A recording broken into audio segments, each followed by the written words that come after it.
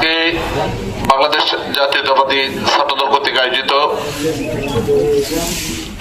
দরবেশপুর ইউনিয়নের যে সকল ছাত্রদলের উদ্যোগে, বিশেষ করে প্রবাসী আমাদের যে নাজিম, তার উদ্যোগে যে ফুটবল বিতরণ, এই ফুটবল কি খেলবে না ফুটবল মাদক হিসাবে ব্যবহার করবে? কোনটা? ফুটবল খেলবে। ফুটবল পরবর্তী সময়ে নাজিমের সাথে আমার কথা হয়েছে, সে শুধু বাচ্চাদেরকে ফুটবল দিচ্ছে, এই দরবেশপুর ইউনিয়নের 9টি ওয়ার্ডে 3টি করে বল উপহার দিচ্ছে, তা কিন্তু না।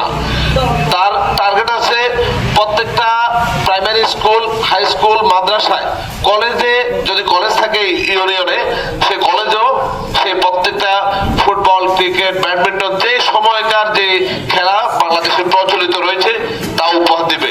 তো এটা এই জন্য কি আমরা কি নাজিমের জন্য কি একটা করতালি আশা করতে পারি না?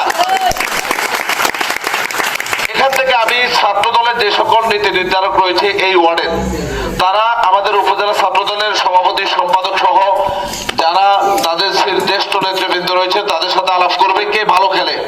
গত কয়েকদিন আগে আমি একটা ছেলেকে নিয়ে, 5ম শ্রেণীতে পড়ে, বাড্ডা হীরাপুর গ্রামের একটা ছেলেকে নিয়ে একটা পোস্ট করেছি।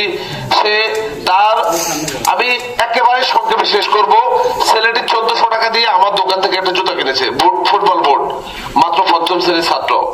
তো আমি দেখলাম সে বের হয়ে যাচ্ছে, আমার দোকানে সেলসম্যান সে বিক্রি করলো। আমি বললাম যে তুমি যে জুতাটা কিনছো কত টাকা দিচ্ছে? বললো 1400 টাকা।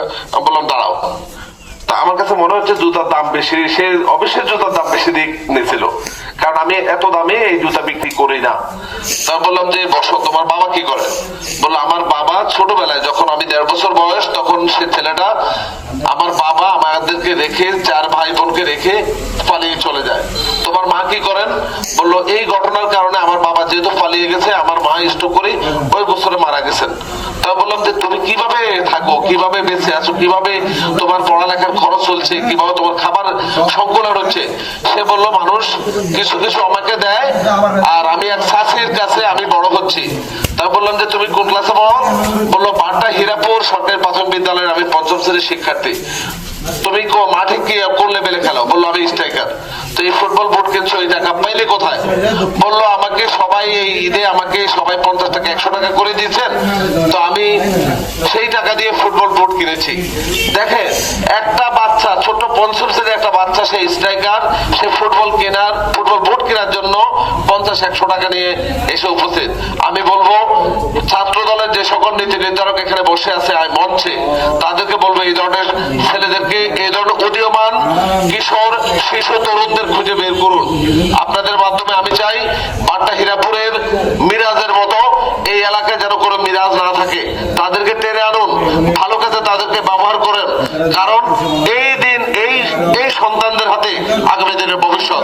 আসসালামু আলাইকুম ওয়া রাহমাতুল্লাহি ওয়া বারাকাতুহু।